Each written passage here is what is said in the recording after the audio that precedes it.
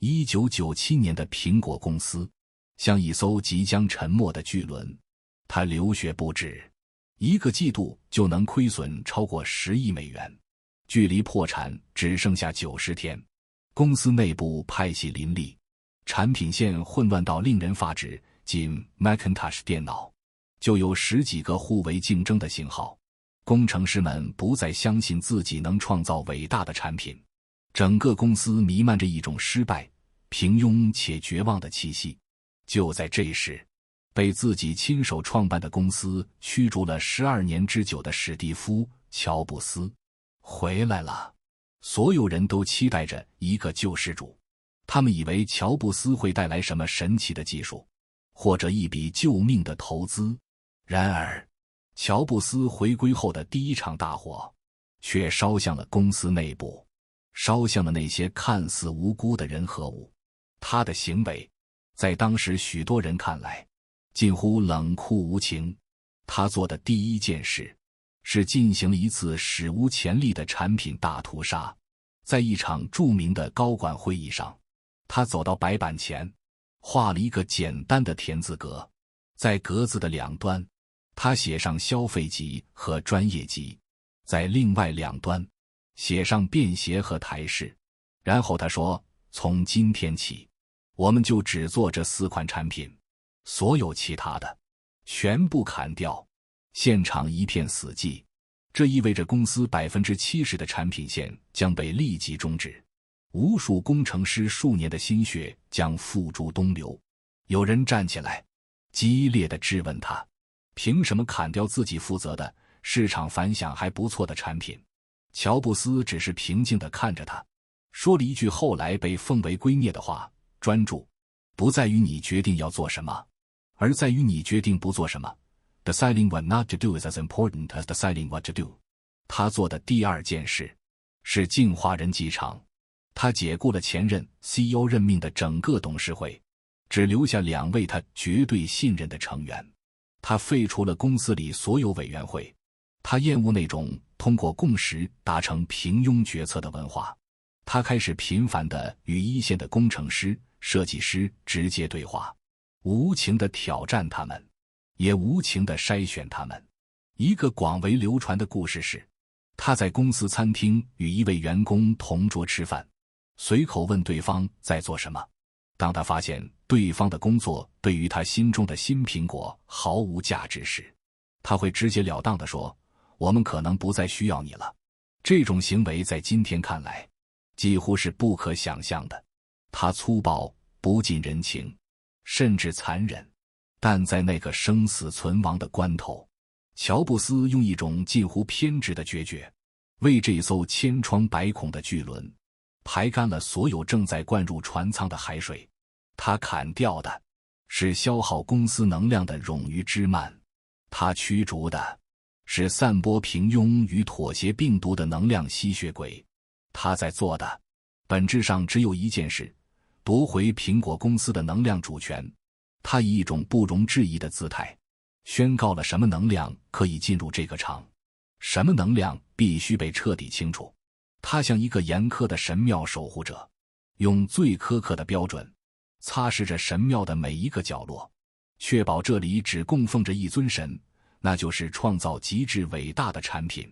后来的故事我们都知道了， iMac、iPod、iPhone、iPad， 那个被净化的、能量高度集中的苹果，以前所未有的创造力，一次又一次地改变了世界。乔布斯用他传奇的回归，向我们揭示了一个残酷而深刻的真理：一个组织乃至一个人的强大，不在于他占有多少资源，而在于他守护自身能量的决心和能力。你允许什么，什么就会在你生命中生长；你拒绝什么，什么就会从你生命中枯萎。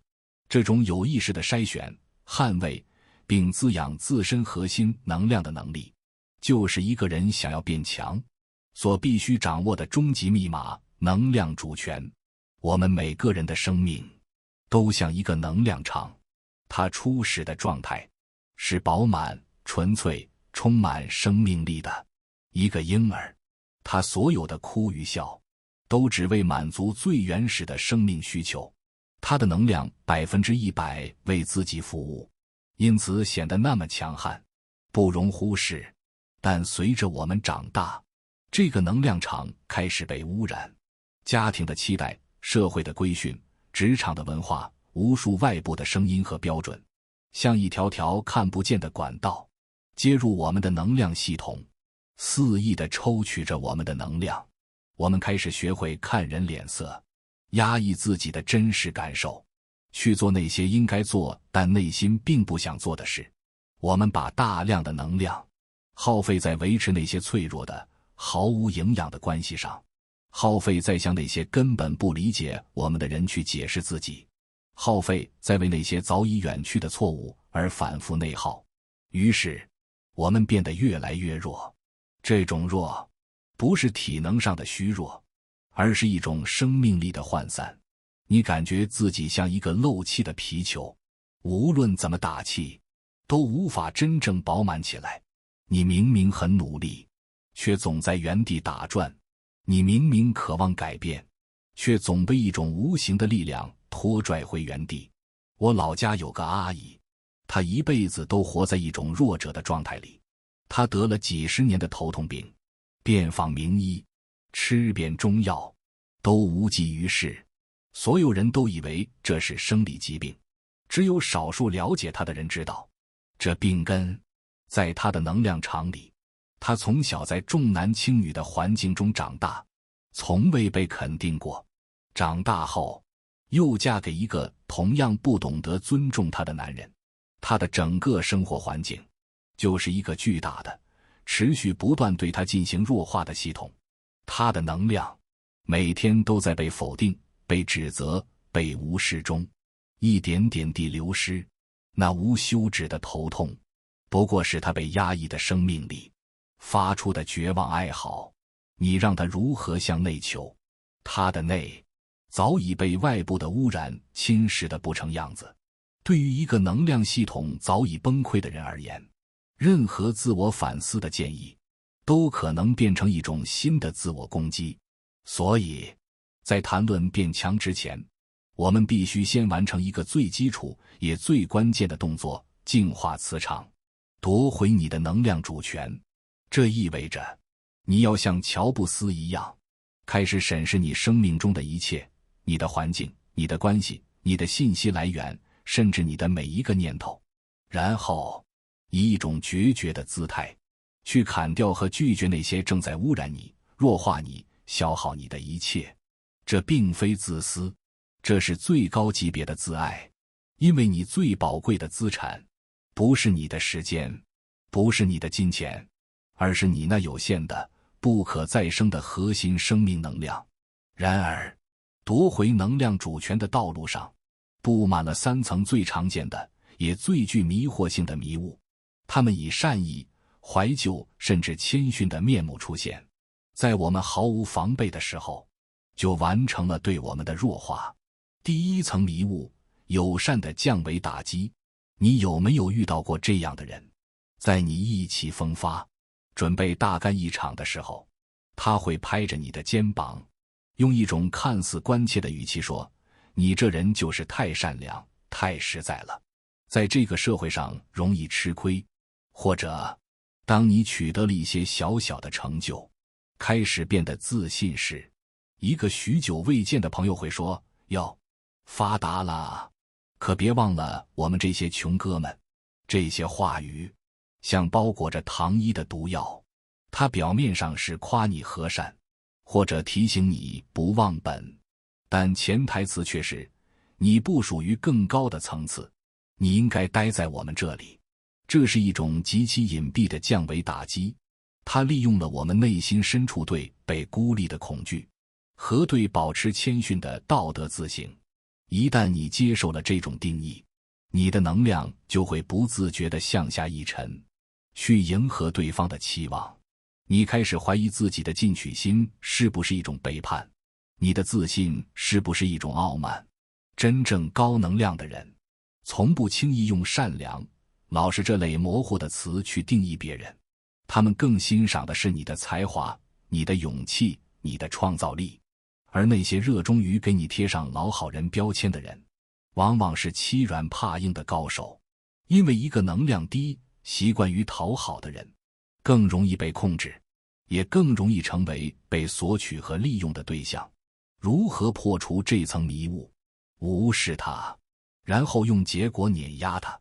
不要去争辩，不要去解释。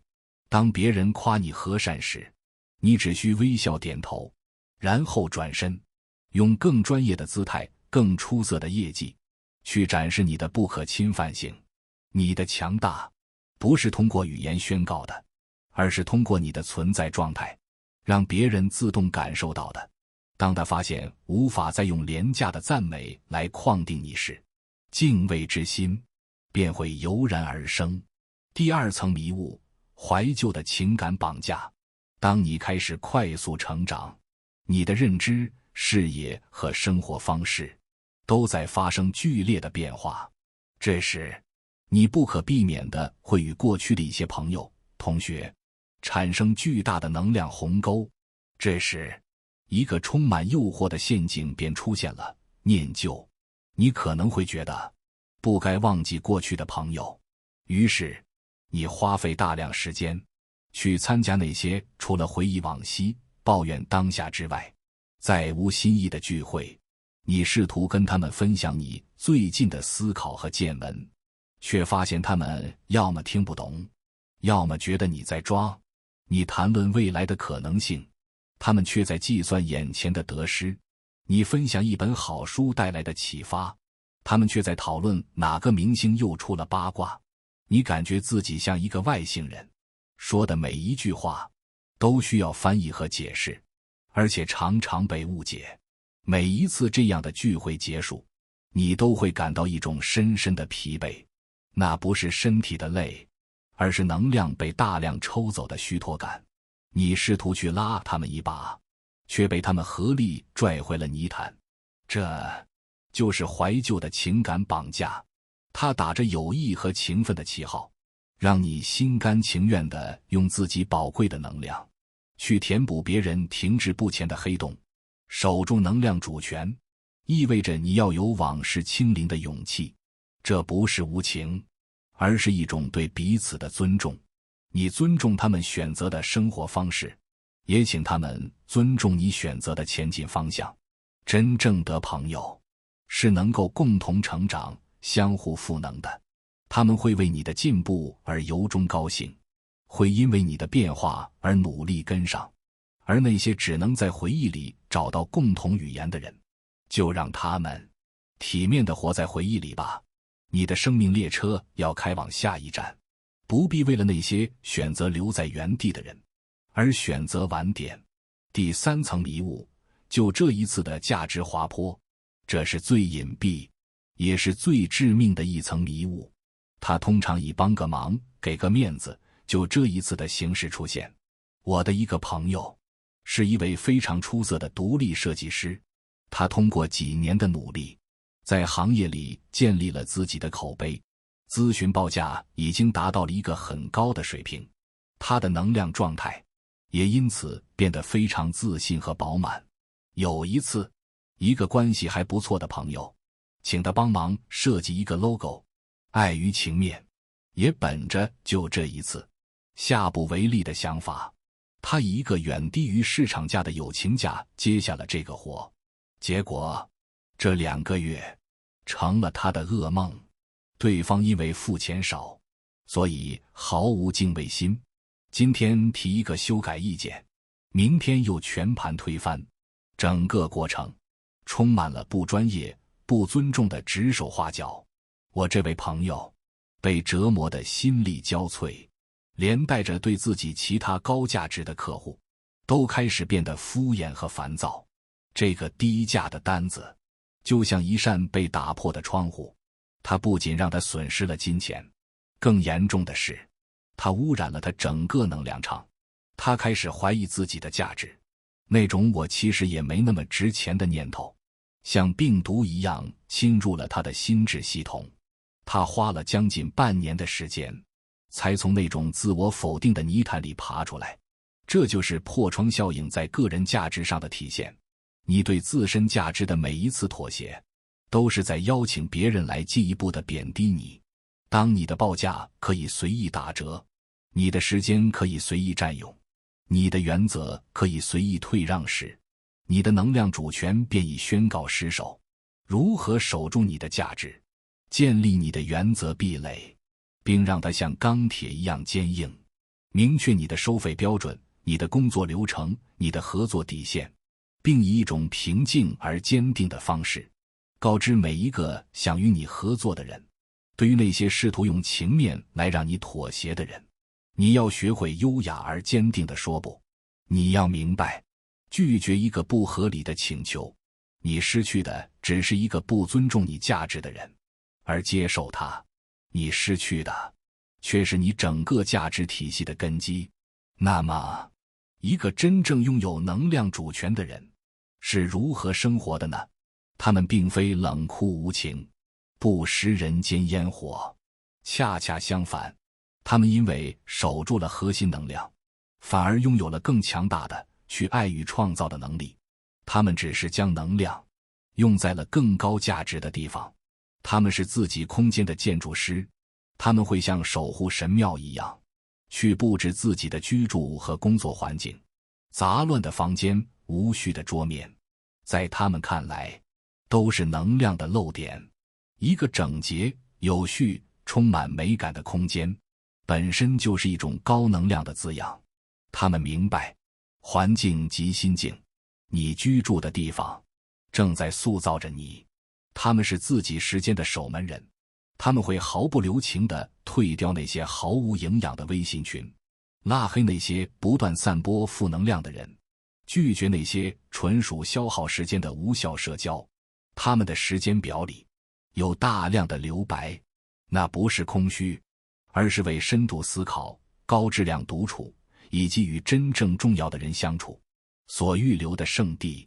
他们是自己身体的供奉者，他们懂得身体是承载一切能量的殿堂。他们会用健康的食物、充足的睡眠、规律的运动去供奉它。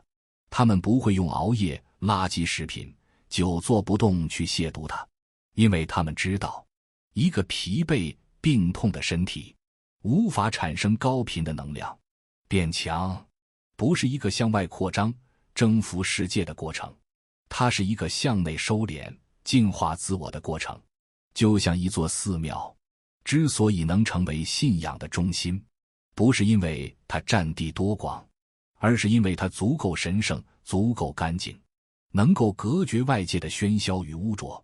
从今天起，试着去做一次你个人世界的乔布斯吧。审视一下你的生活，有哪些早已不合时宜的产品线需要被砍掉？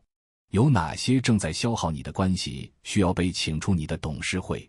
或许你可以从整理一次你的卧室开始，可以从退出一个让你烦躁的微信群开始，可以从拒绝一个让你为难的请求开始。每一次有意识的拒绝和舍弃，都是一次主权的宣告；每一次对自我空间的净化，都是一次能量的回收。当你慢慢清理掉那些附着在你生命中的藤壶与杂草，你会发现，你内在的光会前所未有的明亮起来。那种由内而发的掌控感和力量感，会引领你去创造一个你真正想要的人生。这就是你变强的开始。